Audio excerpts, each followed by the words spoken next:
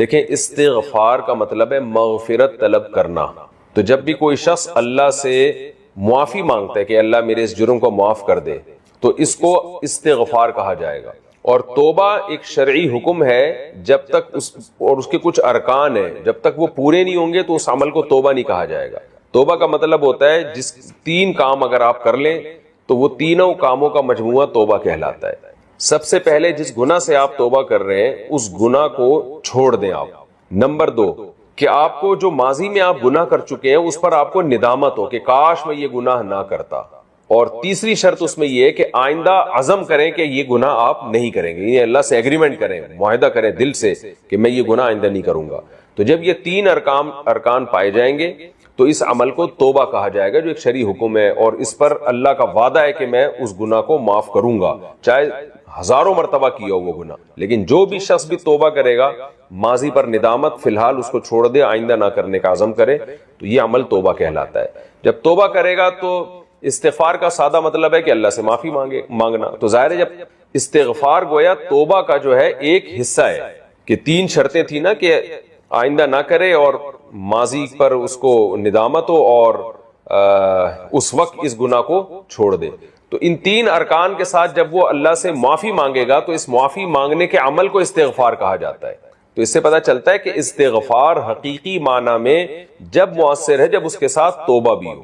تو استغفار زبان کا ایک عمل ہے کہ اللہ سے معافی طلب کرنا، جبکہ توبہ صرف زبان کا عمل نہیں ہے بلکہ آپ کی باڈی کا ایک عمل ہے اور آپ کی سوچ کا ایک عمل ہے. سوچ کیا ہے کہ ماضی میں آپ کو ندامت ہو کہ کاش میں یہ نہ کرتا، یہ آپ دماغ سے سوچ رہے، اس وقت اس کام کو چھوڑ دے، یہ آپ کے جسم کا ایک عمل ہے. اور آئندہ نہ کرنے کا اللہ سے ایگریمنٹ کرے تو یہ ایگریمنٹ زبان سے بھی ہے اور دل سے بھی ہے.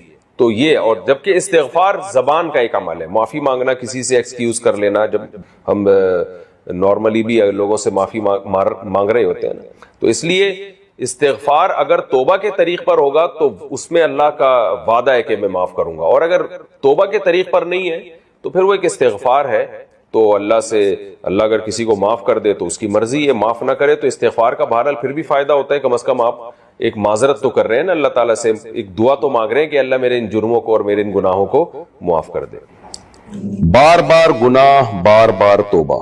جہانگیر خان اپر دیر KPK. مولانا صاحب میں سعودی عرب میں ہوں. ہائے انہوں نے گناہ کا تذکرہ کیا، میں اس گناہ کا تذکرہ نہیں کروں گا، بس اشارتاً بات کروں گا. میں نے 5 یا 6 مرتبہ گناہ کیا اور پھر گناہ کر بیٹھتا ہوں، کیا اللہ مجھے معاف کرے گا؟ میں کیسے اس برائی سے بچوں؟ دیکھو میرے بھائی، جو سچی توبہ کرتا ہے تو اللہ اس کو معاف کر دیتے ہیں، یہ اللہ کا قانون ہے. چاہے 100 بار گناہ کیا ہو، 100 بار توبہ کی ہو. تو گناہ کرتے ہوئے شرم آنی چاہیے، توبہ توڑتے ہوئے شرم آنی چاہیے، توبہ کرتے ہوئے شرم نہیں آنی چاہیے. ہوتا یہ ہے کہ جب انسان کوئی گناہ کرتا ہے پھر وہ توبہ کرتا ہے کہ اللہ اب دوبارہ نہیں کروں گا، پھر اس سے گناہ ہو جاتا ہے.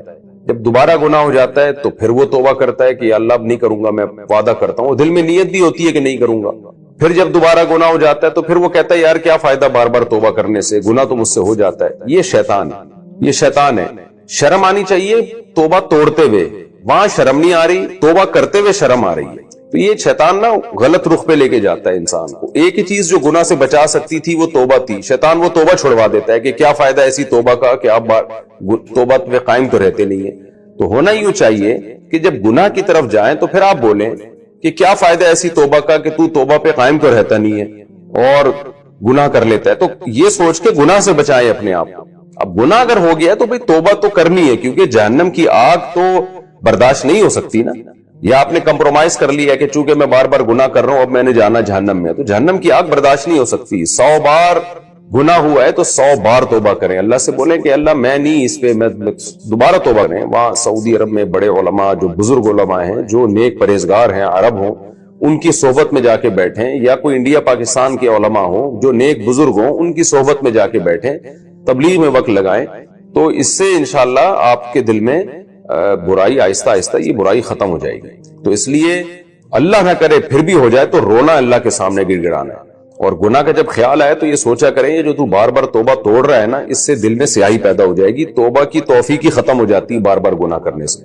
اور اپنے آپ کو سزا بھی دیں، جب کوئی گناہ ہو تو روزے رکھیں یا صدقہ خیرات کر کے اپنے آپ کو سزا بھی دیں.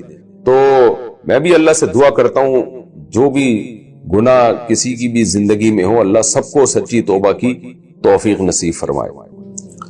علماء نے ایک بڑی زبردست بات لکھی ہے کہ توبہ جو ہے نا یہ ایلفی ہے، اور گناہ کیا ہے؟ یہ اللہ اور بندے کے تعلق کو توڑ دیتا ہے۔ توبہ کی ایلفی سے اس تعلق کو جوڑ دینا چاہیے۔ اب ہم ایلفی سے وہ چیزیں جوڑتے ہیں جو قیمتی ہوتی ہیں، جو سستی چیزیں ہوتی ہیں وہ نہیں جوڑی جاتی۔ 5-10 روپے کا کپ اگر ٹوٹ جائے تو آدمی کچرے میں پھینک دیتا ہے، لیکن چاندی یا سونے کا کپ اگر ٹوٹ جائے گا تو آپ ایلفی سے جوڑیں گے، اس کو آپ پھینکیں گے نہیں کچرے میں۔ تو انسان اور اللہ کا جو تعلق ہے نا، یہ گھٹیا چیز نہیں ہے، یہ بڑی قیمتی چیز ہے۔ یہ اگر 100 بار بھی ٹوٹے گی تو اس کو 100 بار جوڑا جائے گا۔ جیسے سونے کا کپ 100 دفعہ بھی گر کے ٹوٹ جائے نا تو 100 دفعہ جوڑا جائے گا اس کو۔ لیکن اگر 5-10 روپے کا کپ ہے، وہ ایک دفعہ بھی ٹوٹتا ہے، انسان اس کو کچرے میں پھینک دیتا ہے۔ تو آپ اگر سمجھتے ہو آپ کا اور اللہ کا تعلق یہ بہت سستی چیز ہے، گھٹیا چیز ہے، تو اگر یہ تعلق ایک دفعہ ٹوٹ جائے تو دوبارہ نہ جوڑیں، اس کو ٹوٹا رہنے دیں۔ لیکن اگر آپ یہ سمجھتے ہو کہ بھائی یہ تعلق بہت قیمتی چیز ہے اور یقیناً اس سے بڑی نعمت کوئی نہیں ہے انسان اور اللہ کا تعلق رہے، اس سے قیمتی چیز کوئی نہیں ہے، پھر یہ تعلق 100 دفعہ بھی ٹوٹے گا تو 100 دفعہ اس تعلق کو جوڑا جائے گا۔ اللہ جو ہے آپ کو توبہ پہ قائم رہنے کی توفیق دے۔ آنسو بہانا بے عزتی کی بات ہے، استغنا کے خلاف۔ اپنی حاجت لوگوں کے سامنے بیان بولو نہ کی جائے۔ اگر آپ نے کر دی، آپ کسی کے سامنے رو دیے، اس کی نظر میں آپ کی عزت کیا ہو جائے گی؟ کم۔ مت رو، اپنے آنسو چھپاؤ لوگوں کے سامنے۔ ہمارے حضرت فرمایا کرتے تھے اپنی بیماریاں بھی چھپاؤ۔ کوئی بیماری ہے کس کے بیان کرو، بولو، لوگوں کا نہ گیت گاؤں، میرے یہ مسئلہ، میرے یہ مسئلہ، میرے گردے میں مسئلہ، میرے پھیپڑے میں مسئلہ، میرے گلے۔ کسی کے سامنے بیٹھ جاؤ نا آج، اپنے دکھ ایسے بیان کرے گا لپٹ کے رونے کا دل کرتا ہے اس سے، ایسے، حالانکہ فٹ فاٹ ہوگا، میرے ساتھ یہ مسئلہ، میرے ساتھ یہ مسئلہ، میرے ساتھ یہ مسئلہ۔ بے بھائی تیرے ساتھ کوئی اچھا کام بھی قدرت نے کیا ہے؟ حضرت حکیم الامہ مولانا اشرف علی تھانوی رحمہ اللہ تعالیٰ کو حضرت ڈاکٹر عبدالحی صاحب رحمہ اللہ نے خط لکھا، مسئلے لکھے نا، حضرت یہ مسئلہ، یہ مسئلہ، یہ ٹینشن، یہ پریشانی، یہ پریشانی، یہ پریشانی، یہ پریشانی، آپ دعا فرمائیں۔ تو انہوں نے لکھا، افسوس ساری ناشکری کی باتیں لکھی ہیں، شکر کا ایک جملہ بھی بولو نہیں لکھا۔ پہلے شیخ اس طرح کے ہوتے تھے کہ آپ کے اندر جو فالٹ ہے نا اس کی اصلاح کرتے تھے، اب بھی ہوتے ہیں، بہت سے لوگ اچھے ہیں، لیکن بہت سے ڈرامے بازی بھی آ گئی ہے اس میں۔ آج ایک آدمی نے مجھے بتایا کہ اچھا بھلا ایک رشتہ ہو رہا تھا میرا، تو لڑکی کے ابا جو ہیں ان کے کوئی شیخ، ان کے کوئی بزرگ ہیں، ان لڑکی کے ابا نے بزرگ سے پوچھا کہ میری بیٹی کے لیے فلاں کا رشتہ آ جائے، بزرگ نے استخارہ نکال کے منع کر دیا۔ یہ بھی ایک مبالغہ ہے، غلو ہے۔ اپنے بچوں کی شادی میں اپنے شیخ سے پوچھنے کی آپ کو ضرورت؟ دیکھو شیخ پیر و مرشد کا مطلب کیا ہوتا ہے؟ وہ آپ کو اللہ اللہ سکھائے، آپ کو دین کی باتیں سکھائے، آپ اس سے شریعت سیکھو، اللہ سے تعلق سیکھو۔ شادی بھی اپنی مرضی سے کرو، آپ ہر چیز میں شیخ سے پوچھا جا رہا ہے، تو بھائی وہ آپ کے گھر کے حالات آپ سے زیادہ نہیں جانتا۔ باپ جتنا اچھا بیٹی کے لیے فیصلہ کر سکتا ہے، ماں جتنا اچھا فیصلہ کر سکتی ہے، پیر و مرشد نہیں کر سکتا۔ پتہ نہیں کیا بنا لیا لوگوں نے پیر و مرشد کو، اپنی شادی بھی پیر صاحب جہاں کہیں گے وہاں ہوں گی، بچے کی شادی بھی پیر صاحب۔ وہ بھائی پیر ہے، یہ تمہارا باپ ہے، یہ خدا ہے، یہ پیر صاحب اللہ اللہ سیکھنے کے لیے ان کو بولیں بس اللہ اللہ سکھائیں، ٹھیک ہے نا؟ اس کے علاوہ مجھ سے لوگ آ کے، بہت سے عقیدت مند لوگ ہیں، مجھ سے آ کے پوچھ رہے ہوتے ہیں میری بچی کا یہ مسئلہ وہاں کر دوں۔ میں کہتا ہوں نہ میں آپ کی بچی کو جانتا ہوں، نہ میں اس کمبخت کو جانتا ہوں معذرت کے ساتھ جس سے آپ کی بچی کی شادی، میں کہاں مشورہ دوں گا؟ خود فیصلہ کرو بھائی۔ تو اتنا زیادہ اپنے گھروں میں یہ جو پیر و مرشد ٹائپ کی چیزیں ہیں، جو اور ایک نمبر پیر ہوگا نا وہ یہی مشورہ دے گا، کہے گا بھائی اللہ اللہ سیکھو، مجھے کیا پتا کہ آپ نے کہاں شادی کرنی ہے کہاں نہیں کرنی ہے، تو آپ کا گھریلو معاملہ ہے۔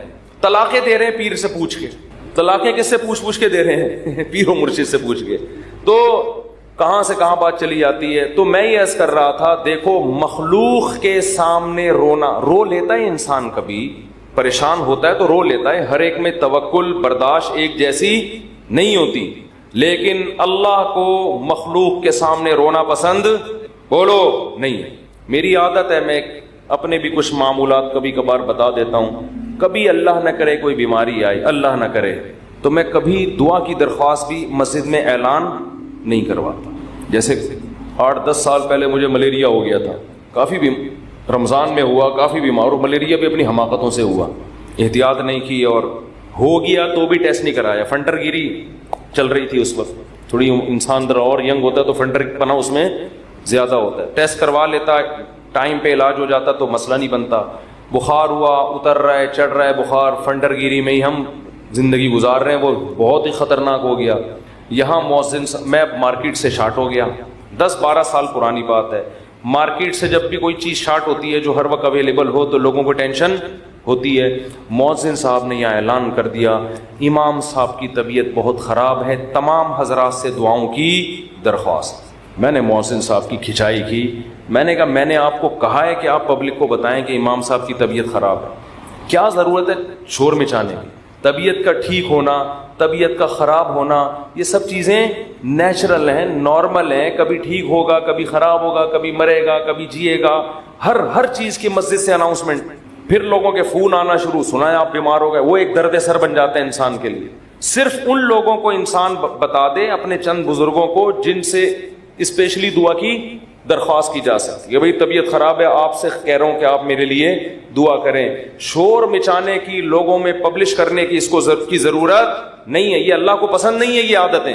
آج اب دیکھو آبادی بڑھ رہی ہے نا, میں ہر نماز میں کوئی پرچی آ رہی ہوتے, میرے فلاں کا بیمار ہے ان کے لیے دعا کرا دیں, میرے چچا کی طبیعت خراب ہے ان کے لیے دعا کرا دیں, میرے فلاں کا انتقال ہو گیا ان کے لیے دعا کرا دیں. اس کا کیا ہوتا ہے, میرے دماغ میں ان کا نام رکھنا مشکل ہو جاتا ہے. نام رکھنا کیا ہو گیا.